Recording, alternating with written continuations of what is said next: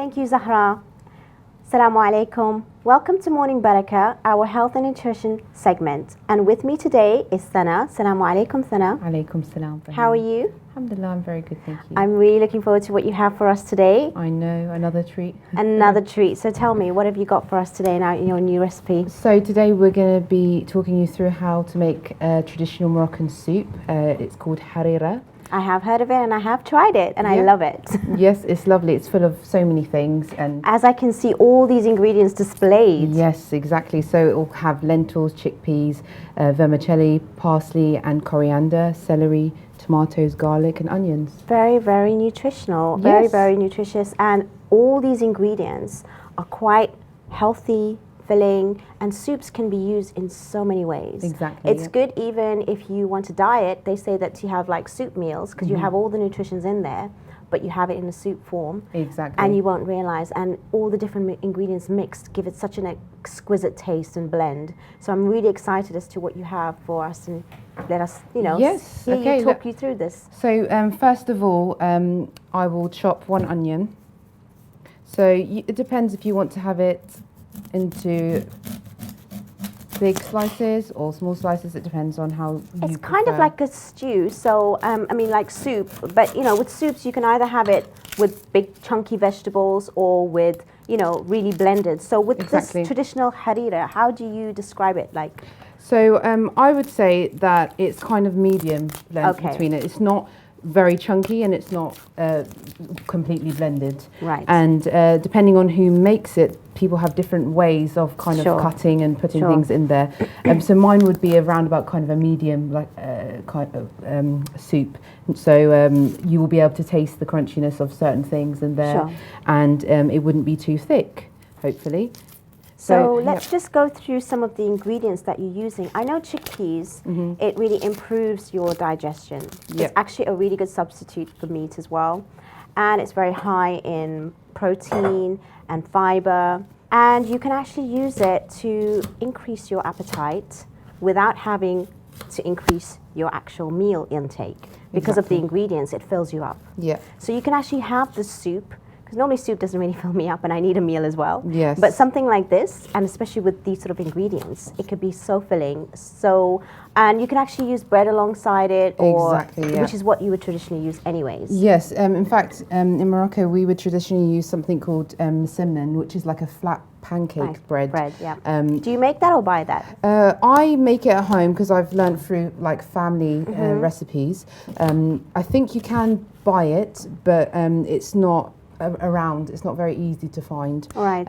But you can have a look online. It's really, really simple to make it. Right. It's not difficult. Yeah, of course. But like you said, you can have it with any bread, like fresh bread, baguettes. And you're using onion right now as well. Yes. So I'm going to chop some onion and garlic. And also Imam Sadiq alayhi salam has narrated that using onion will soften the outer skin. It overcomes tiredness and strengthens the nerves and treats fever. So we do use that in a lot of our foods generally, but we don't realize the benefits. Exactly. And there's so many things that we can use that can benefit us. If we are aware, we can make it more towards our meals and daily plans. And a lot of times we might even think, it doesn't really matter to have that ingredient, but all these little things are so vital. Exactly. Even lentils. Lentil soup, as Imam Sadiq alayhi salam has also narrated, that the soup stops the thirst and strengthens the stomach, and it cures up to 70 types of ailments, which is so amazing. And we do have that a lot in Ramadan as well, but you know what, we can actually use that throughout the year with something like this. Exactly. So I love soup generally, so I'm really looking forward to how you're going to put this all together. I know, yeah. I mean, with the lentils, like you said, I mean, when I was younger, they always said to have it if you're anemic. Okay, yes, and, it builds that strength. It builds it, and it gives you strength, exactly. It gives you the strength. Exactly. So also what I'm going to do is I'm going to chop half of a celery stick. Obviously the portion we're making it's just enough for kind of a bowl. One bowl. Yeah. Just for me. Exactly. So, when you want to kind of do it at home, you may just have to double. Of course, the ingredients, yeah. Okay. I like celery. I know not everyone is keen because it is an acquired taste. Yeah. But I think putting in a soup like this, I do like it. I know some people even use it in the stews and the maraq, the Iraqis normally do as well. Yes, they do. So I'm quite used to having it in that. But I can actually eat it on its own. I think it's quite healthy. It's very, it's got a lot of water in it as well, which is what we need. If you're not used to drinking lots of water, then these sort of ingredients sort of helps. Exactly, and you can have it even if you don't fancy it on its own with some hummus. I was just going to say, I love it with hummus. It's really tasty. Yeah, which is chickpeas again. Exactly, yes. So now what I'm going to do is just do the same with the tomato. Okay. Not everybody likes tomatoes, and even, you know, I mean, when you're going to be doing the soup, to be fair, tomatoes are not necessarily used unless it's for that specific tomato soup, because you know the color is of the other natural ingredients. Yes, exactly. So this sort of makes it a little bit different having that in there, because it's more like a stew than a soup. Yes, exactly. But what you would find is, because it will be simmering for quite a long time, it will kind of mush and become all like part of the soup. It will become liquidy. Now there are different ways of doing this. I know some people will actually grate the tomato inside of the soup, right? Or they will blend it. Yes, of course. Yeah, the blending is quite normal, especially when you're making the stews like the marag and things like that. Exactly, so, yes. So what you could do is, depending on how you like it, try and see which way, you know, suits you really. Like I said, I've tasted this before, but I've never actually made it because it looks so complicated with all the ingredients. But actually, we're doing this in only a few minutes, and you've got all the ingredients laid out, which is quite a lot. And I see quite a bit of spice over there as well. Yes, we'll be using different spices. So we'll be putting in there some ginger, some cinnamon, some paprika, and some cumin, as well as salt and pepper in there as well. So right now what I'm going to do is I'm going to chop up the parsley and the coriander. This is also a very important part of the soup. You can also blend this in as well. So blend it all before? You can do, yeah. Okay. You can actually blend it in with the garlic. Right. And it kind of creates like this garlicky paste. Sure. Which is really tasty as well. But right now we're going to chop it, which is fine. It doesn't matter which way. Because you're going to cook it and it's going to simmer anyway, right? Exactly, yes. So just a handful of this. So how do you normally have it in your household? Is it a main meal or is it a side meal or a starter? I would say it's too fulfilling to be just a starter. Okay. As it's full of things. Good. However, in Moroccan households, they tend to have quite a lot of food. So for them, it's not a big issue. But for me, I would find it quite fulfilling. I would have it as a main meal. Okay. Traditionally, though, it is made during Ramadan. All right. And so we do have it a lot during Ramadan, but also throughout the, you know, now we're coming through the winter. Of course, yeah. Soups are really good now this time of year if you're coming down with a cold or a flu. I was just going to say, because the ingredients are great. Exactly, yes. And it fills you up, so you're getting the right, you know, nutrition that you need if you can't have a full meal. Yeah, because normally when I have soup, again, it's just a starter and it's never filling. So it's nice to have something which is healthy and a soup, simple, easy, quick to prepare. Might take a bit of time just to simmer, but then you've done all the main work and you can do something else while that just cooks. Exactly, yeah. So what I'm going to do now is I'm going to put some of the seasoning in there. So I'm going to put a teaspoon of the pepper. That's quite a lot. It is, but it's actually quite good to have pepper in this. It really does complement the soup. If you find it too much, just reduce it. Okay. It's not essential. Right. I would also do the same with the salt. Yeah, because obviously there's a lot of ingredients that has the natural salt and flavours in there. Exactly, yep. Okay, so I'm going to put about a teaspoon of the ground cinnamon. That smells really nice. It is. It just gives it that additional kind of kick into the soup. Right, I think that should be enough. I've never really thought of cinnamon in soup. Yep. We do mix a lot of things in our cuisine, sweet and savoury, in a lot of our foods, but they do complement. Yeah, of course. I mean, that's why it makes such a exquisite taste. Now I'm going to put some ground cumin as well, similar teaspoon. It's more like a curry sort of mixture when it comes to the spices, right? Even though you're using it in soup. Yes, yes, you're right. And I guess especially with those spices that you've just mentioned. Yeah. And paprika. And paprika, yep. Okay. Do you find that it could be a bit spicy, or paprika's not? It's just more flavouring. This is mild, so it's not. Okay. Yeah. I was going to say you can get the hot ones because some, you know, Middle Eastern dishes can be a bit spicy now. I noticed that a little bit more, that there's a kick to it. Yes, yeah, no, you're right. No, a lot of our food don't have a lot of spice. Most of the time we use a lot of pepper. Wow, I can just smell the aroma and the flavors are really coming out just by you putting all that in there. Yes, and now the ginger fantastic. is going to also bring it out. That is amazing. This is even just before even properly cooking, so imagine. Yep. Wow. That's the ginger in there. Okay. And the final. Done the cumin. Okay, we've done that already, haven't we? Yep. Yes. Okay, that's great. So I'm also going to put about 1.5 tablespoons of olive oil. Okay, I'm going to mix that up. Do you add the garlic? Yes, so I had added the garlic with the onions at the same time. Right. Also, what I'm going to use is some water. We need to put some water in there before we put it on the simmer. And that is just about 2 cups, I would say, or? Yeah, I would say this is probably about 1.5 cups. Okay. I love the fact that we don't need that many utensils and pots and different, areas of cooking, because you want it simple, and the fact that you just put it all in one pot. Yeah. It's amazing, even with all these ingredients. It does, it simplifies it and makes Very it a lot simplified. easier. So I'm also going to put... So, when you're using these ingredients generally, do you pre-boil them or you would put it...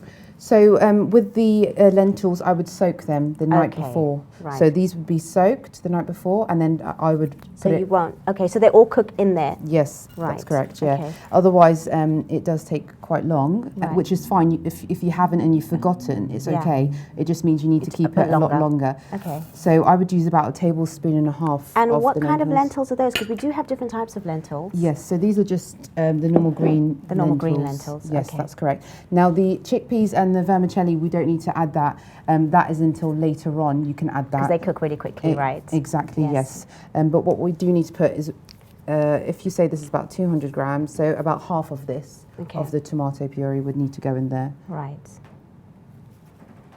Wow, it smells so fantastic. I mean, I'm getting all this aroma, and I'm quite lucky to be in the studio with you to really have this sort of experience. Yeah. It's nice, I guess, to kind of... So please trust me, everyone. It smells absolutely wonderful. Right. It's very strong flavors, to be fair. Yeah. So what you might find is that you might just need to add a bit more water. Water. So I'm just going to do that now. Right. Well, soup will actually soak up, all the ingredients will soak up all the water. Yeah. So you will maybe even in between that, you'd have to check and add some more water while it simmers? Yes, that's correct, yes. Okay. So this one will be on the simmer, so you can leave it on a very low heat. So on average, how long do you think this will take to cook? So this is a vegetarian one. So you... Oh yes, of course, you can add meat to it. Yes, so traditionally we can add lamb into it, but that's optional. So would you cook the lamb first, or again put it straight in? I would put that in whilst I was with the onions and the garlic. And obviously lamb needs a bit of time to kind of So you do that simmer. first and then the rest? Exactly. So with everything that's in there now, it's perfect. All it needs to be now is covered.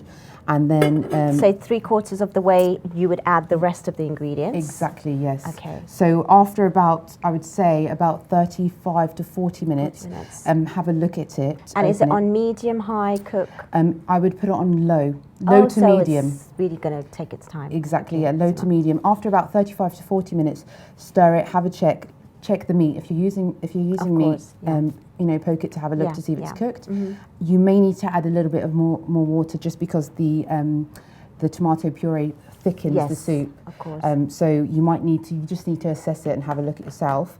And once it's in there, you can just leave it and forget about it. I know sometimes people add sort of like corn flour, if it's too watery, if it's too thick, just to sort of, play around with the consistency. It's good you said that, because another way of doing it to thicken the kind of the soup would be to use, we would typically use some flour. Okay.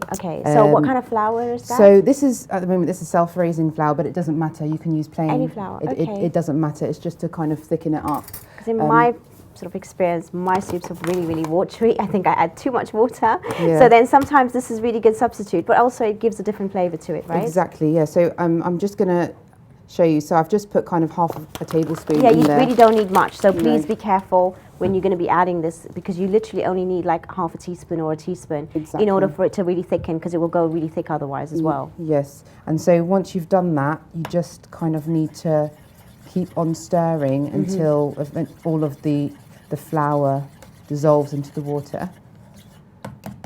Okay, that's the other thing I never did, was sort of put water in there first. I would just throw it in. So it's probably better to have it dissolved in water first and then throw it in, because then you can see how thick it is. Exactly. Okay, that's a good tip. So what you'll see is that it will just be like this. Okay. You know, and obviously you just try and get out any of the bubbles and the lumps in there. But either way, don't fuss about it too much. It's not a big deal. It will dissolve in the soup anyway. Right. But what I would say is, if you are going to do this, if you feel you need it, you need to monitor the soup. So you need to make sure you're stirring it, because what may happen is the flour may burn. Okay. And then the soup might get ruined. Course, so you don't want to do that. You want to try and avoid that. Okay. So this is just an option. If you want to thicken it up, you can use that. If not, and everything is fine, you can just put it away.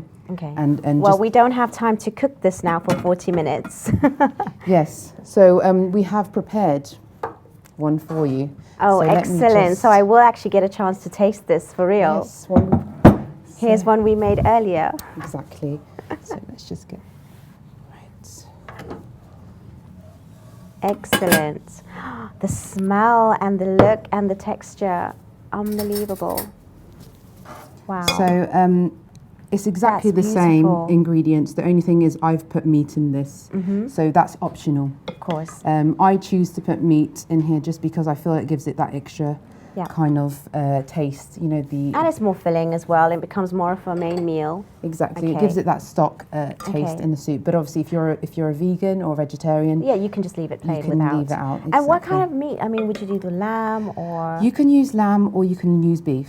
Okay. What have you got here? So I have here lamb. Okay. Because it also cooks a little bit quicker, right? Exactly, yes. Faster. But if you've got time, I mean, I know in Morocco they use a pressure cooker.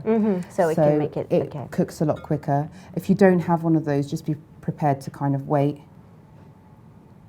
Oh wow, that looks absolutely delicious. I am so lucky today to be able to taste this.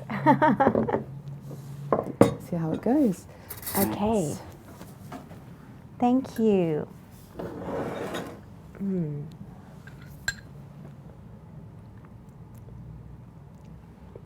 That is divine. Yeah. Absolutely delicious. I actually had the one without the meat, but the meat really does make a difference. You can taste the stock. Absolutely. Yeah. Is the salt and the flavors okay? Like. Absolutely delicious. That's great. Well, I'm going to finish this quickly so I can finish the soup quickly. Thank you again, Sana. No, you're welcome. You've given us lots of tips, lots of ideas. And again, it's a healthy, delicious meal that we can have, which is going to actually fill us up for longer. Yeah. And it is really, really quick and easy, which I didn't even think, because I'm looking at all these ingredients. I'm like, how am I going to even start with this? Thank you so much for today. You're welcome. I hope you enjoyed watching. Inshallah, we'll be back with more recipes. Assalamu alaikum wa rahmatullahi wa barakatuh. Over to you, Zahra and Ali.